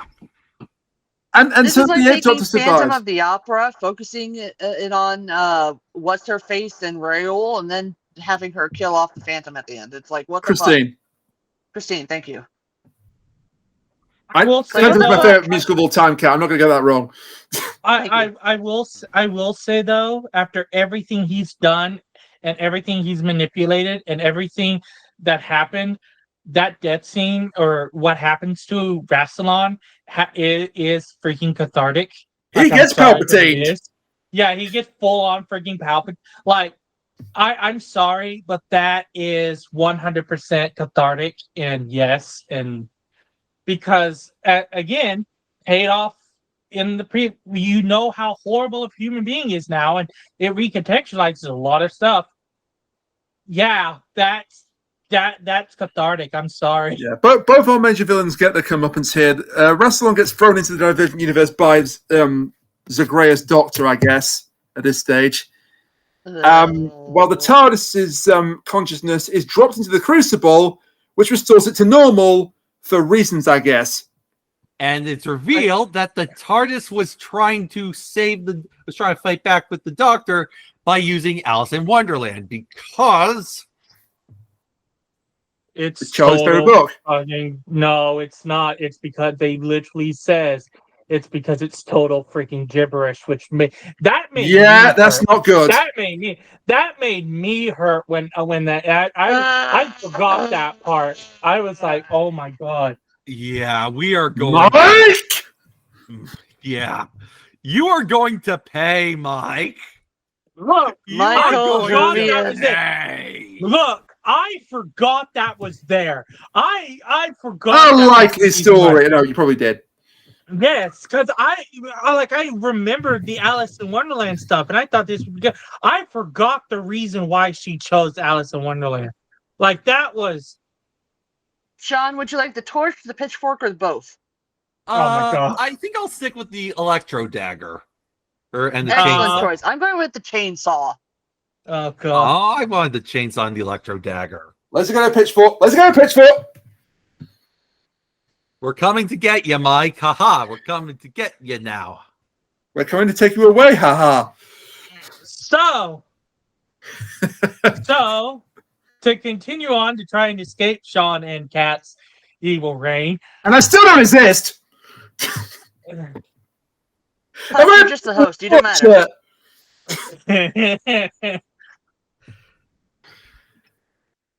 Yes, yeah, because I've got the polo shirt off because I'm too hot. But I'm not in the polo shirt. But yeah, so the whole point of this is the Doctor's choosing to exile himself to the divergent universe to protect the universe from the anti-time that's still in him. Because he was stabilized by the zero matter, and again, comes out of nowhere. Yeah, this is all gibberish. This gibberish, and the Doctor gives the line about how power corrupts absolutely, which, frankly, the line about how the only people who should be in power are people who don't want to be in power is lame and tiresome and feels very much like, oh, if you want to change the world, you are inherently a bad person. Going back to the Sixth Doctor stuff involving how again, he is very mad at Rassilon for doing a genocide and is portrayed as an evil villain for doing so. Yes. But Not a good here choice. I think it'd be more accurate to say that power reveals. Power reveals what Yeah. kind of person you are. I like Not that, yeah. Power doesn't corrupt, it reveals. Power We- reveals what's inside. So, Eighth Doctor, believing he is forever doomed to go in this other universe, says goodbye to Romana, says goodbye, tells them to find Charley and be able to send her home. Off he goes onto the new set of adventures in the diaper. Oh wait, There was a back door. which is No, there actually, wasn't. no, well. Funny enough, there is. I think there is a back door to the TARDIS. No, there isn't. Mask Man Dragora, which is a story you guys haven't done yet. I think that's Doesn't one. count. But, yeah. So apparently there was a back door, and Charley snuck her way in. Number one, shouldn't the TARDIS be like, the TARDIS has already shown she does not like you, like Clara. Why would she let you use the back door? Number one, but number two, that defeats the whole purpose. At least with Clara, though, the TARDIS was more creative and had some genuine concerns involving how she's kind of a paradox involving jumping into the Doctor's timeline. And she was more creative with her destruction and wasn't just being full-on misogyny with it. Like, she literally had Charley does not have to worry about the issue of self-cest. Yeah, you're referring to Clara and the TARDIS. Yeah, Good Charley point. does not have to worry about fucking herself. There are so many responses to that sentence, which I'm not even going to think about. Yeah, like I get why Charley went in. I do get that. She quote unquote loves the Doctor, like that bullshit trope that's been going on for far too long. And realistically, why can't people just be friends? Seriously, it is possible. Well, she also went in Fucking because she was still hell. contracted to Big Finish, and the others weren't. Yes, whatever. I don't care. Like, holy shit, the TARDIS would not have allowed this. Like, at all. No, it would not have done. Even no, she with, would've- like, getting rid of the horrible, Zagreus bullshit, anti-time shit. The feelings are still there. They're And still so, there. yeah, and so the Yeah, she Doctor, and so the Doctor exiled himself to the Divergent Universe, only to emerge several years later when the fourth movie was cancelled. So, but right before that, after everything starts calming down, and the Doctor's left, we end right before we get the beautiful, some of us think it's beautiful, David Arnold theme of Doctor Who. Yeah, I'm sorry. We This get- sounds like the theme sounds like the Sixth Doctor theme put into a washing machine. Yeah, or a blender. I love We also get Romana and Leela, who have been at loggerheads for the entirety of part 3, and now friends. Yeah, For no reason. What's What is the funny reason? is, besides the Gallifrey series, what's funny is this is actually said in universe to be the golden age of Gallifrey before Rassilon ruined everything. So that was Zagreus. Fuck you. Yay! Say, Kat, do you know where the bed you're hiding under is? Yes. Yes, I do. Cool. DM me the address. No, I do. but okay, I'm gonna say mine before, and then let everyone else. I'm gonna say mine first, just so we can start going down this hill. Yeah, sure, Mike. Mike, don't wait for me to like key you all in or anything. Like, just go ahead. Well, the reason why I said I'm gonna be Just here because I respect. know. All right, Rain, you lead us in. Then I'm sorry. No. You can. I was going to ask you to do it because you picked it, so you go ahead. Okay. I just wanted to actually be included for once. But my I'm own sorry, podcast. Rain. Is it too much to ask? I'm sorry, Rain. Apparently. I'm sorry. Sorry. No, seriously, Mike, go ahead. Yeah, but in Zagreus, Zagreus is a mess of a story, to say it lightly. It's got plot holes. It's got referential stuff up the wazoo. It's got all the random crazy connections to who knows where, and it tries to connect it with Alice in Wonderland, but then picks the reason why it is right in the backside to be as an insult at the end. This story is known for one of two reasons. You either really like it or you hate it for myriads of reasons on both sides. It is one of those stories that is, you are one or the other. There is no middle ground here. And you can see why. It is just that.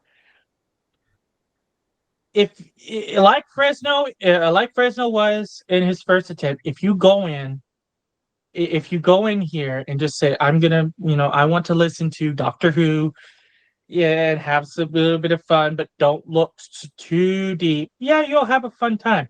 But the moment you start trying to pick it apart, you start seeing the problems, and then it snowballs, and then it just keeps going, and then you end up at that part 3 where it just feels like a weight on your chest of just like, oh my God.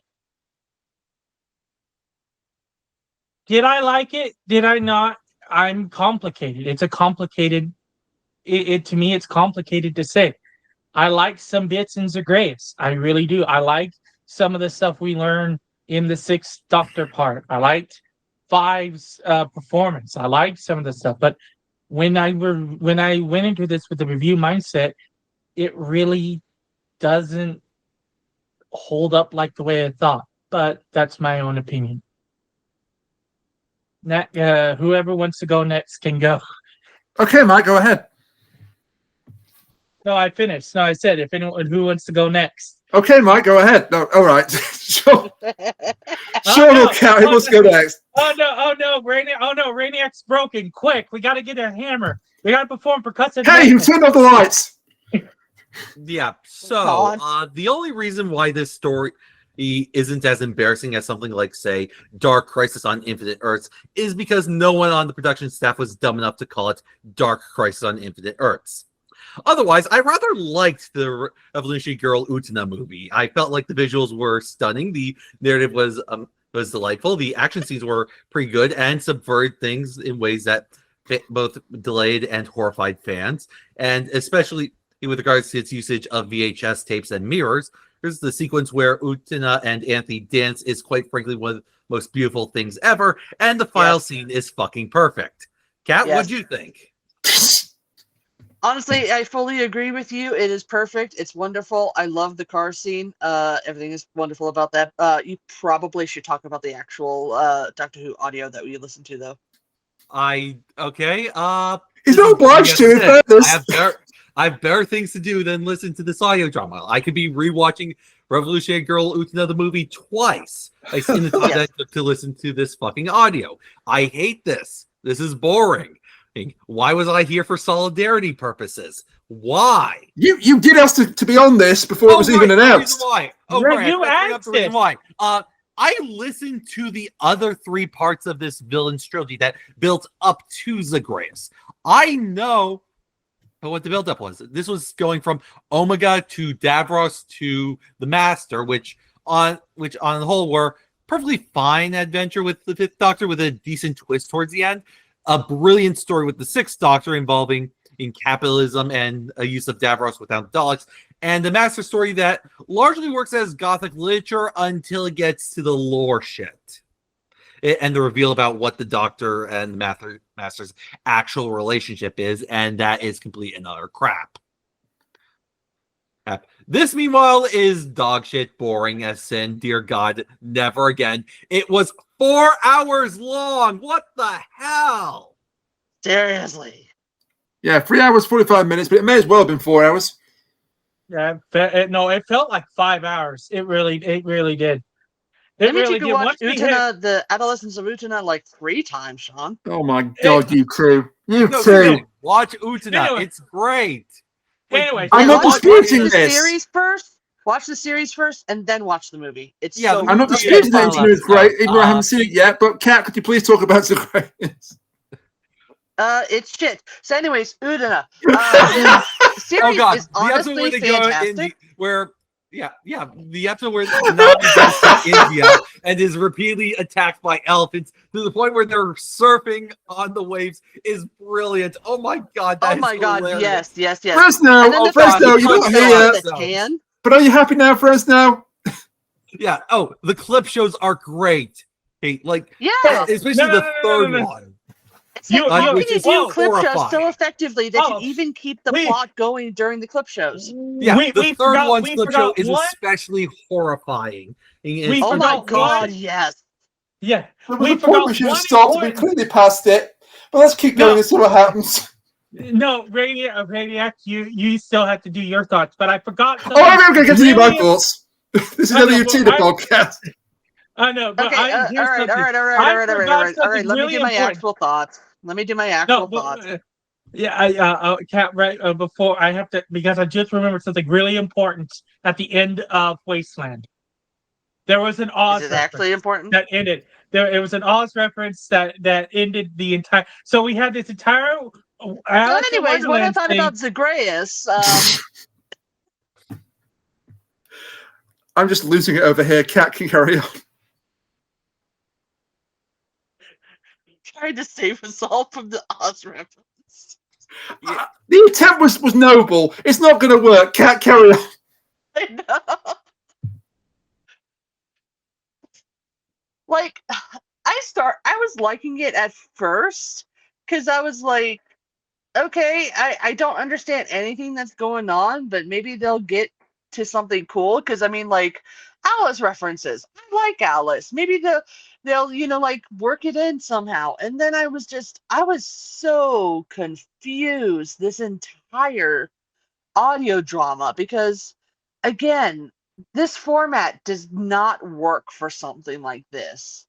Maybe you can get a visual format to work for it somehow. I don't care if you do animation or live action, whatever works best for it. But the audio drama format does not work for it because the visuals really matter in this, I think. Especially for people who, like me, don't know voices that well. Or maybe don't know what the characters, who the characters are as well as some other people would. And then it just went completely off the rails. And it just really devolved into this really messy, horrible thing. And if they had just kept to one idea, then I think it would have really worked out a lot better. But it feels like so many ideas mashed up into one big giant mess. And you had these great ideas, but once you put them all together, it just really failed.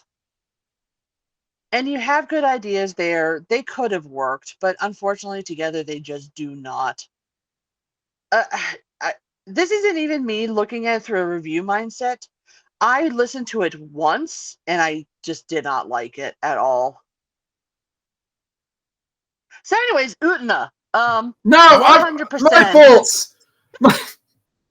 I have let this carry on for 10 minutes. It's my time for my thoughts. They're not going to be long. So,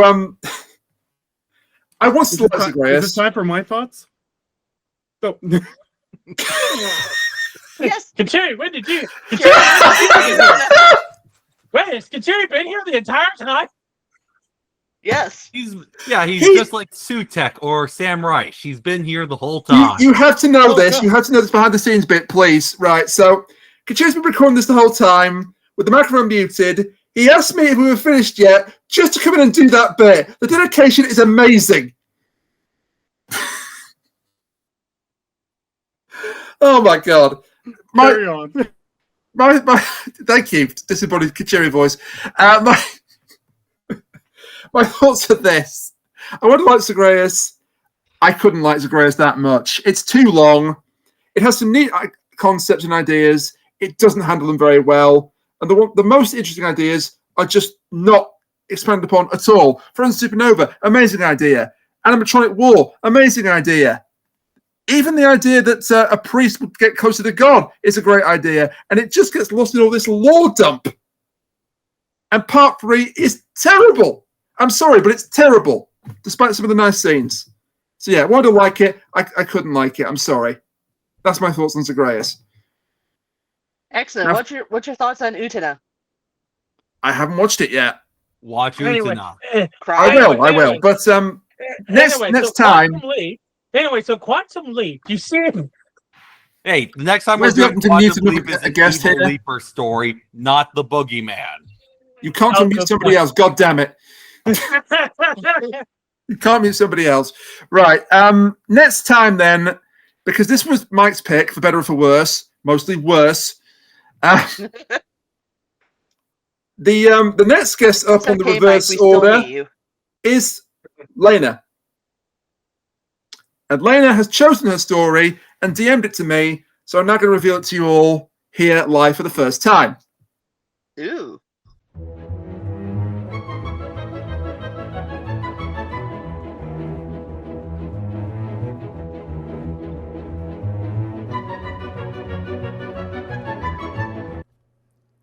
Hello, I'm back. I'm recording in shitty potato quality because I want to get this file to Rainiac, in time for the editing, so it'd take 1,000,000 years on my potatoes. So whatever.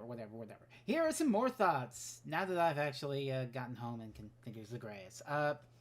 This is not the best audio in the world. I'm sorry, Mike, I understand why you enjoy it. It has a certain kitschy charm of, woo, look at this is weird shit that's happening.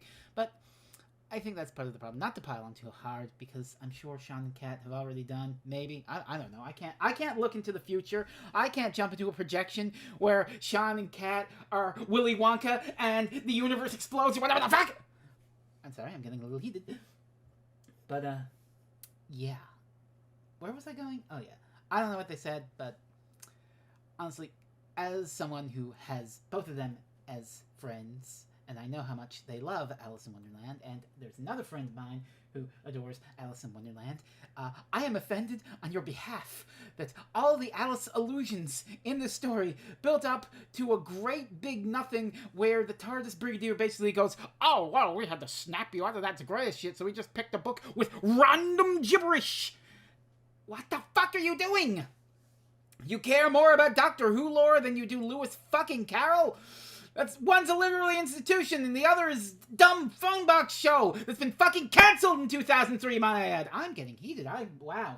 I'm getting the performative energy going. Ooh, ooh. Yeah, I think that's the biggest problem with this is that, and it's funny in a way. It's funny in a way how life imitates art of a sort. This is a story of a dying franchise, Rassilon, trying to do his stupid bullshit and be like, ah ha ha, I will decide the fate of the universe and make my reality the only one. And it's blatantly just some horseshit fan squabbling over which line is the canon Doctor Adventures. Ooh, I'm going to shunt off those scary books with faction paradox and bone skeletons off into its own thing. I'm going to make it non-canon. Only my Doctor Who is canon. And it's your 40th anniversary, and you're pissing it on this needless quibble. And the ironic thing is it doesn't even fucking matter, because you have been made irrelevant before you even came out. Because in 2003, before this came out, Russell T Davies announced Doctor Who is coming back. You're irrelevant, bitch. You're the old fuck. Go into your Divergent universe, you stupid shit. And the sad thing is, the Divergent universe, for all that it wants to be, ooh, what if we untether Doctor Who from its continuity, which, as has been pointed out by people smarter than me, you can do by, I don't know, writing a normal fucking story where you don't have to reference Daleks and Cybermen. You can just fucking do an original Doctor Who story. You can just write it. You can use your fucking imagination. Getting heated again. A lot of this is performative, honestly. But I think you guys need the catharsis, so I'm here to raise the bitch and give it to you. But yeah, like, use your imagination. And the Divergent universe doesn't even go anywhere, really. The first one's good. The Natural History of Fear has a wonderful tool. Both of those use the audio medium to their advantage, like you should. But the rest are just like, they're Doctor Who stories, except you have people going, time? What's time? I don't know what time is. They don't get weird. They don't go wacky. And I've listened to them all. I cannot tell you a single thing that happens past Natural History of Fear. I can't tell you what happens in The Face Stealer or The Last or Caradroia. Okay, I can tell you what happens in Caradroia. There's like 3 doctors. It's kind of like Power of the Doctor, except, it's Ego Super 8 or something. I can't even remember. But Zagreus, happy 40th anniversary. This dead-ass canceled show where all it can do is do things like, hey, what if we relitigated the Colin Baker strangling? Or what if we had the doctors quote the lines that they said when they died? Ooh, what if we talked about Dyroks and Yetis and Quarks? And we had a couple of Wizard of Oz references. Maybe that's why Mike likes this one so much. But even that's wasted, what the fuck are we doing? Anyway, I'm out of here. I'm letting you finish in this show. Lena, please give us a good one. You're probably gonna pick a Matt Smith. I know you will, unless you throw the curveball. But either way, that's me out of here. Bye, nerds. Goodbye, Zagreus. At least I love how Paul McGann says that. Zagreus. Bye. So next time on Doctor Who Reviews, Sylvester McCoy stars in The Moons of Volpana. Oh my god, yes. This is a 7th Doctor Big Finish audio story, and you know why Lena has picked it. Yeah, I can hear it in the title, and I want you to know for the record, I already have mine picked, and you are going to either find it. I also have a backup pick for it, and both of them are going to be very interesting to hear you cover. Yeah, Sean, you've already picked your story, but you're not for another 2 podcasts, because we've got Len, then we've got Chris, and then it's you. Oh, no, there's 3, because Foul plays, then it's you, yeah. Yeah. But you're just sitting on it, just keeping it warm for everybody. I actually thought Lena was going to go for the obvious choice and choose the 11th hour to fit in. Because Lena can't be on the podcast itself. Lena is busy, so they've picked The Moons of Volpana. I've never heard the story before. I'm looking forward to it. I find it funny that all the choices recently, I love how a lot of the choices recently have been audios. Like you had the 8th episode series, but then otherwise that you've had sprinklings in of Doctor Who audios, and now you've been hit with the 40th anniversary, and now you're going into the 7th Doctor. Chris, if you're listening to this, if you pick Necromantia, no, it will make Michael suffer almost as much as it will make Kat and Rain and the rest of the gang. Yeah, don't She's not listening pick to this. Necromancer. No, we'll get to Chris's pick after Lena's. Yeah, don't pick Necromancer. She will have a free choice. And Yeah, thankfully, she Necromantia. also doesn't listen to the podcast. Like Frez. I've never been happy for someone to not listen to the podcast.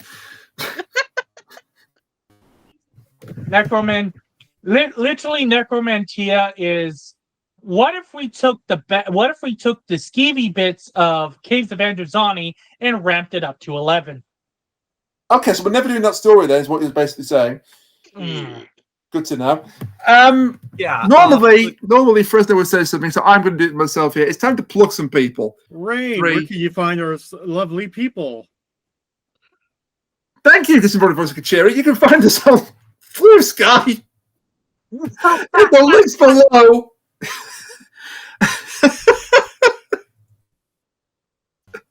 This is insanity. This is my insanity coming back to haunt me. Disembodied Voice of Kachiri. What are the winning lottery numbers? Future Rain, put the winning lottery numbers here. I can't do that. That's against gambling rules. boy. So that's looking at our numbers. Oh, no. Yeah, so Mike, anything to plug?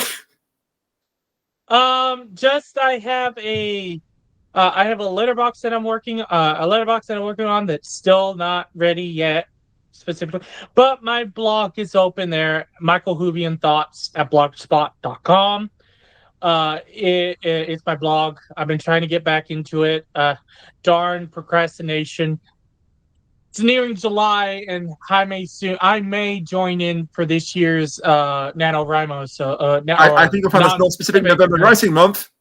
Yeah, non-specific November writing month. Instead, I may be doing that again. I may not. I don't know, but I'll figure it out.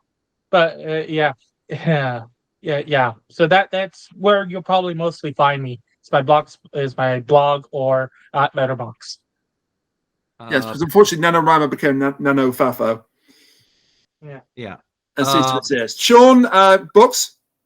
By The Tower Through the Trees. He's by I myself, by Back to the 11th Hour, which we are currently working on.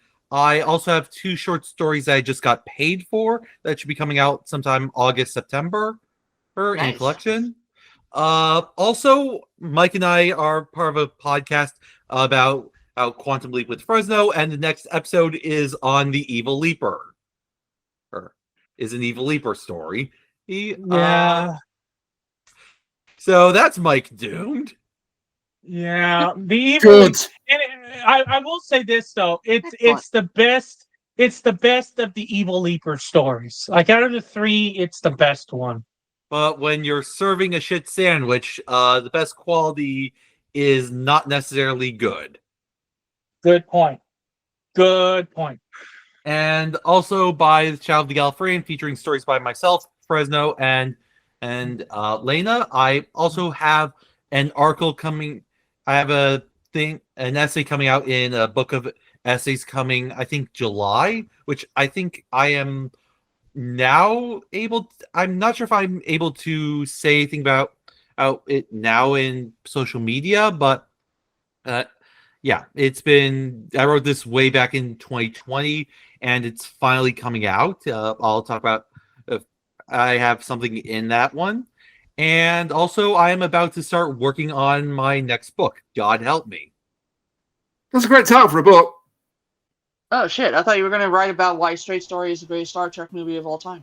I already wrote that article in January. Yeah, I know, but one can dream. The book I'm working on is ostensibly about Channel Awesome. Oh, goody. So, Sean, is it like a collective, or is it like you're looking at each individual person? I am focusing on 3 of them. Okay. Oh, God. So this is not about your writing. That's going to be one hell of a shit show to talk about.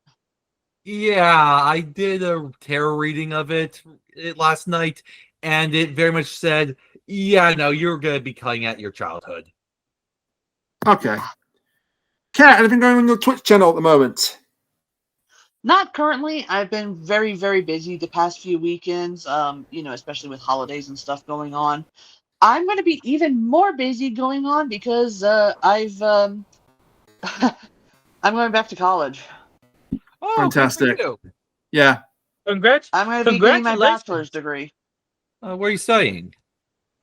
Online degree. I don't want to say exactly where for obvious privacy No, reasons. no, sorry. What's your major?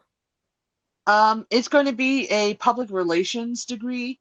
It relates to my job that I currently have, essentially.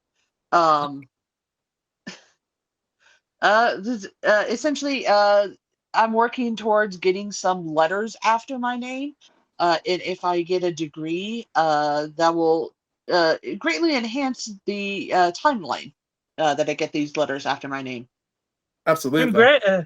Congratulations, Kat. Like honestly, like really, really, that is fantastic. That is wonderful. Also, I can't believe Parts Unknown as a university. But anyway, and Fresno is also on Twitch. Speaking from someone who lives in Tejas. Yeah. Ignoring all of that, Fresno's Twitch seems to be focused much on visual novels at the moment. There was This Magical Girl as a Bitch, which was an absolute trip. Yeah, that was no. You want to talk about a trip? Go look at the Sakia one. I did today. I was getting to that. I don't know what it's called, like Help Me Sakia or Call Me Sakia or something like that. But I'll put the title up on the actual title up on the podcast now. But yeah, I don't know if they're going to be doing another visual novel tomorrow, Monday, because we're recording this on the Sunday the 22nd. But they might be. They're not here to ask. But twitch.tv/Freezing Inferno and twitch.tv/Concave Usurper. And with that, I think we've just about reached the end of the road for tonight. Hallelujah. Yeah, I just find it hilarious that we finally made it, and we actually made it under 2 hours, Rainiac. To make sure it's Almost. under 2 hours. Say goodnight, Rainiac. Good night, Rainiac. And see you next time for latest pick, The Moons of Bulpada. So Until then, I'm going to get a long stiff drink, and we'll see you next time. For now. So anyway, about Quantum Leap, you see? No, we're not talking about Quantum Leap. So about Akio, you see, and cut the He was podcast. such a little bitch. I mean, like, seriously. He's even worse once you get to the actual